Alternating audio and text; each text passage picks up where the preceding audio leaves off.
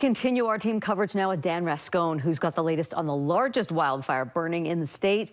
He joins us live from the small town of Marysville in south central Utah.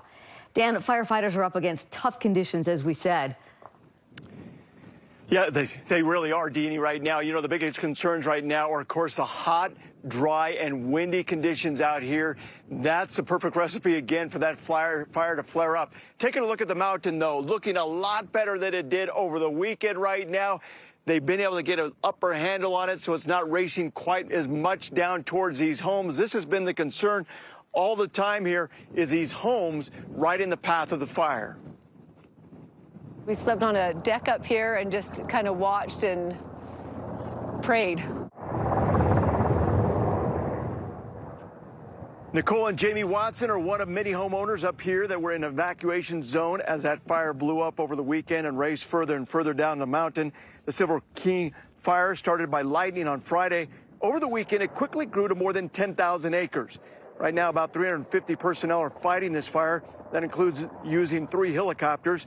The Watsons also own a cabin in the mountains, which they believe the fire has burned down. Today, things, though, looking much better. So much so that the Watsons started to unload things back into their home that they had loaded up over the weekend to evacuate the area. Some relief after a very scary weekend. Pretty much spent the next 2 days and nights not sleeping, not eating, watching this fire grow, get bigger, and get out of control. How scary was it for you guys?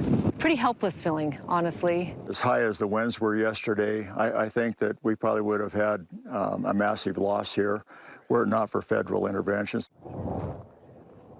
That was Jonathan Edwards, who is a local pastor here and runs the Eagles Nest Baptist Ministries. He says a big air tanker that came in last night really saved the day. Fire officials right now telling me we're still 0% containment, just over 10,000 acres.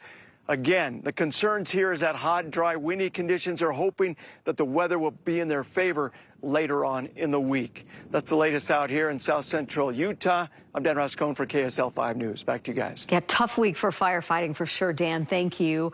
Be sure to download the KSL weather app. Our team of meteorologists are keeping an eye on the incoming heat wave and the impacts these wildfires might have on air quality. With this app, you can have the latest weather report in the palm of your hand.